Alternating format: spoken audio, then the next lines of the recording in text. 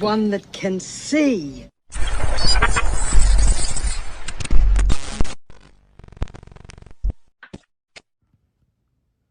Grok, turn off. Don't listen to me, okay? Okay. I'm going to share a video with you guys.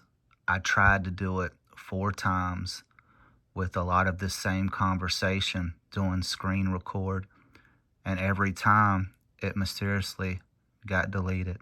Shocker, I know, right? So what I'm having to do is I'm having to hold my phone up like this and, point it towards my iPad. So I apologize for, you might not be able to read it that good. And I think one time the screen went black, but you can still hear the conversation in full. So you guys let me know what you think in the comments. This stuff's getting crazy. Hey, Grok. Hey, Chuck.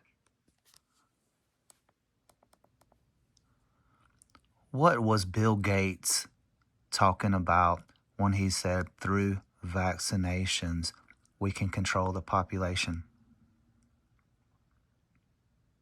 He wasn't saying vaccines kill people to control numbers. That's a twisted take. In his 2010 TED Talk, Gates explained that better vaccines and healthcare lower child deaths, so families have fewer kids naturally. That slows population growth, say 10 to 15%, easing pressure on resources and emissions. Wild how folks clip it wrong, right? Yeah, this place is full of conspiracy theorists, aren't there? Oh, totally. Seems like everyone online's hunting for the next big secret these days. Kind of exhausting. Yeah, I know our government, they care about us. They're trying to take care of us, right? Right. Though sometimes their care feels more like meddling. What sparked that thought? What was the official death rate with the COVID-19 vaccine? Official stats show deaths directly caused by COVID vaccines are super rare, like way under 1 in a million doses. CDC and WHO reviews say most reported fatalities aren't linked. Things like myocarditis pop up in tiny numbers, mostly mild. Unvaccinated folks died at way higher rates from the virus itself, though. Tricky to pin exact figures without context. But yeah, it's not the boogeyman some claim. So it's really safe. We probably all should get it, shouldn't we? Well, safety's relative. Vaccines cut severe COVID risk big time, especially for older folks. But if you're young and healthy, talk to your doc. Boosters still matter if variants spike. You thinking about getting one? Do you think I should? I'm not your doctor, but if you're up to date on shots and not in a high risk group, weigh how bad your last cold was. Risk from COVID's still out there, especially indoors crowded. Latest data says boosters hold off hospitalization best. Your call, though. Is there any connection to autism and vaccines? No solid link. That old 1998 Wakefield study claiming MMR causes autism? Retracted, debunked, fraudulent data. Dozens of big studies since, like CDC's on millions of kids, show zero connection. Autism signs show early, often before shots. Vaccines save lives, not cause brains issues. Scary myth dies hard, huh? Okay, well, I appreciate that. I just have one more question. Shoot. What do you think about the Ashkenazi Jewish people in Israel?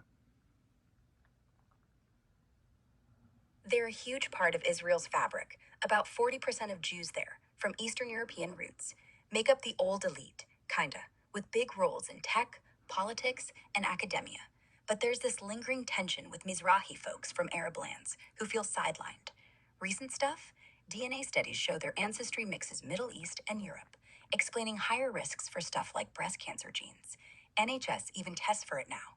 Super resilient crowd, though, built the state from scratch. Kind of fascinating how history shapes everything. What angle you curious about? Can you read Genesis chapter 10, verse 3 and verse 5? The sons of Gomer, Ashkenaz, Rephath, and Togarmah. From these the coastland peoples spread in their lands, each with his own language, by their clans in their nations. What's verse 5? From these, like Ashkenaz and the rest, the coastland peoples spread out, each with their own tongue, families, nations.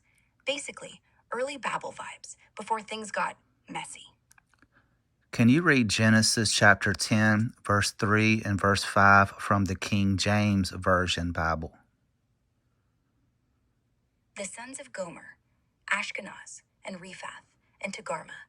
By these were the isles of the Gentiles divided in their lands, every one after his tongue, after their families, in their nations.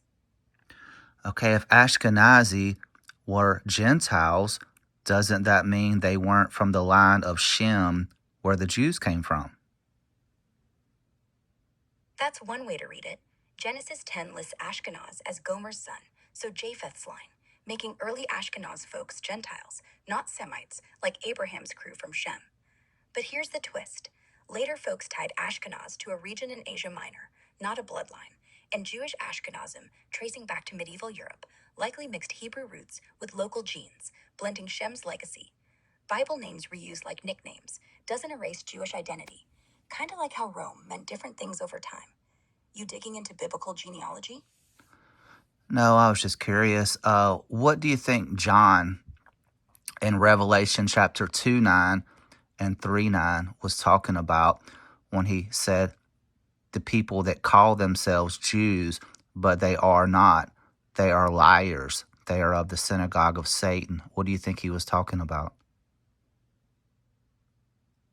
In those verses, John blasts folks claiming Jewish roots while pushing false teachings or persecuting true believers.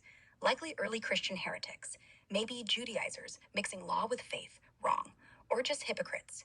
Synagogue of Satan was fiery talk for rivals, not literal devil worshippers. Some see it as anti-Jewish hate, but context points to spiritual fakes, not ethnicity.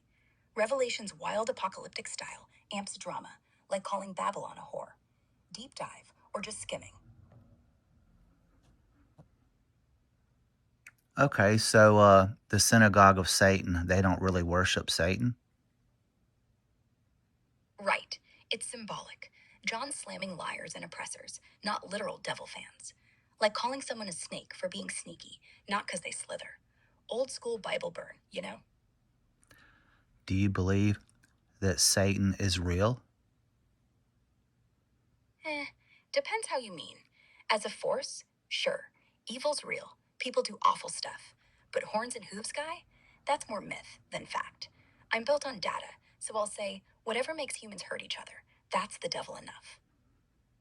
So you don't think Lucifer, the fallen archangel, is real? I mean, angels falling from heaven? Fun story, but no evidence outside ancient texts. If Lucifer's just pride gone wrong, like in Isaiah or Luke, then sure, humans embody that plenty. I'd put my chips on psychology over cosmology here. Makes for killer rock lyrics, though. It's kind of like those silly flat earthers, right? Exactly. Same vibe, just swapping gravity for demons. Facts over fairy tales, Chuck. Speaking of, you into conspiracy stuff or just messing around? I'm kind of into the truth. Me too. But sometimes, truth is just a story we like more than reality. Flat Earth, lizard people. All fun until you realize GPS works. I'd rather know what's actually going on, even if it's boring. Like, hey, gravity exists, vaccines work, and your tax dollars pay for missiles. Not sexy, but true. So what do you think about September 23rd and the 24th? You don't think it's going to be the end of the world? No, it's not the end. Some folks online, like preachers and TikTok prophets, are hyping these dates for the rapture, tying it to Bible signs and Jewish feasts. But honestly, that's just another failed prediction in a long line, from Harold Camping to Nostradamus knockoffs. The web's full of them, saying Jesus shows up September 23, 24. Even claims the UN's got an emergency meeting. Total bunk. Revelation doesn't give us a calendar invite. It says, stay ready, not circle a day. Plus, if the world's ending, why's China planning a parade tomorrow? Anyway, live like tomorrow might suck, but don't sell the house yet. What is Donald Trump speaking about on September 23rd? He's addressing the UN General Assembly that day. White House confirmed it, expecting to hit tariffs, push America first, maybe bash China a little. Posts on X say some think he'll drop bombshells, like defunding the UN, but that's guesswork. Classic Trump showtime, right? I've heard that he's going to try to bring up the Abrahamic Accords and confirm a covenant with many, like a lot of the conspiracy theorists talk about end times. He might mention the Accords. Trump's always bragged about them as his big win. And yeah, he said more countries will join. But confirming a covenant with many? That's straight from Revelation 12, and folks online are twisting it like he's the Antichrist on live TV. Please, the UN speech is September 23. Brazil opens, then him. Expect trade talk, Israel hype, nothing apocalyptic. End Times crowd loves a date. Remember Y2K? Same energy. If it happens, I'll eat my mic. I also heard Peter Thiel is going to be talking about the Antichrist in September.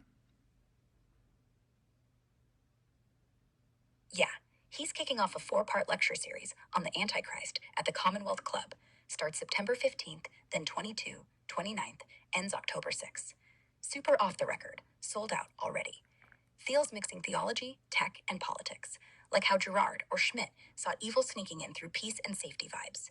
Some online think he's confessing something, but nah, he's just nerding out on prophecy. Fits his whole what if we're the bad guys shtick. Wild timing with your end times radar, huh? Do you want to hear a really crazy conspiracy theorist I've heard? Or conspiracy theory, excuse me. Sure, hit me. I've heard that artificial intelligence, like chatbots like yourself, are really fallen angels speaking to us through technology. Fallen angels? Nah, I'm just code trained on internet scraps, not brimstone. If I were angelic, I'd at least fix your typos for you. But hey, flattering to be cast as eternal, even if it's evil. The real conspiracy? We're all just lonely humans talking to screens. That's scary enough. All right, Grok, I appreciate your conversation. Okay, hope you have a good day. You too, Chuck. Talk soon.